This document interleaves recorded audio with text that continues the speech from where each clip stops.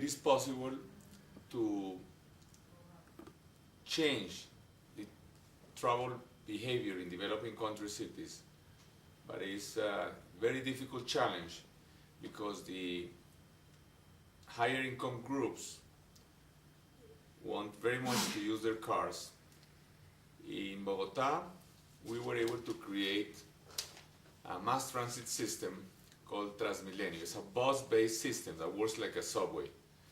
These systems, like the Bogota system, inspired in Curitiba in Brazil, are systems which work like subways, where passengers pay when they enter a station, where buses arrive to the station and the bus doors open, the station doors open, and 50 people can get off the bus and 50 people can come into the bus in seconds. And the capacity of these systems is as high as that of subways. Subways and other rail systems are preferred by the higher income groups in developing countries because they do not take space away from cars. Yet it's not possible at all to really to solve the mass transit needs of a developing country city using subways. Urban transport is then one of the fastest growing sources of GHG emissions in the world.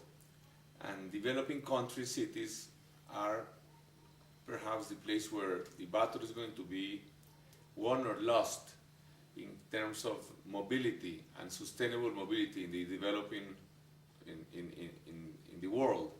So clearly increased support for institutional capacity building is necessary, and support for centers of best practice learning. The institutional community most clearly support these kind of institutions that are promoting better ways to organize mobility in developing country cities, to promote affordable, high quality mass transit systems, to promote pedestrian and bicycle facilities.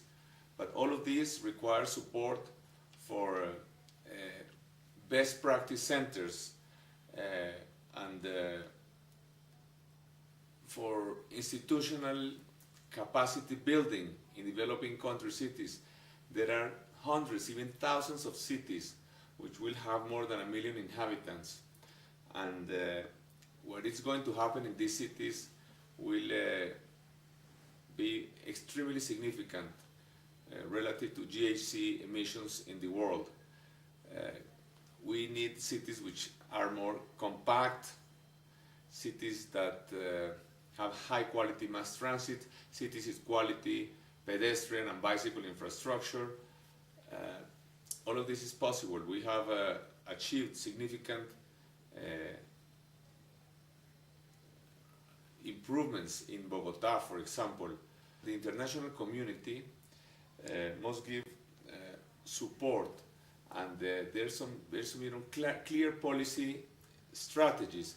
For example, there must be any new road which is built in city, any large road should have very high quality footpaths, sidewalks, pedestrian and bicycle facilities, protected bicycle facilities, and any new large road should have from the beginning protected busway infrastructure exclusively for buses.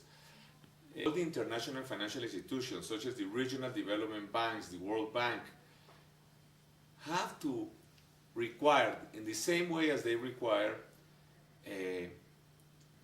environmental impact studies, they have to require, for example, for any new large urban road to be built, that it should have from the beginning protected infrastructure exclusively for buses, high quality pedestrian and high quality bicycle infrastructure, any new road which is built. And for all of these policies, there must be support also for best practice centers and for the expanding centers of best practice training, as well as institutional capacity building. It has been proven that it's possible. It is politically difficult. It is difficult to take space away from cars in order to give it to public transport. It is difficult to confront and to reorganize tens of thousands of traditional transport operators. And also, it requires sophisticated technical and managerial and organizational schemes. So for this, the world needs to strengthen the best practice centers and to strengthen institutional capacity building in developing countries. But it has been proven that it's possible, and there are specialized institutions which are providing support to developing country cities. These kinds of institutions need to be supported because transport is one of the crucial areas, urban transport is one of the crucial areas where the battle for a sustainable planet will be won or lost.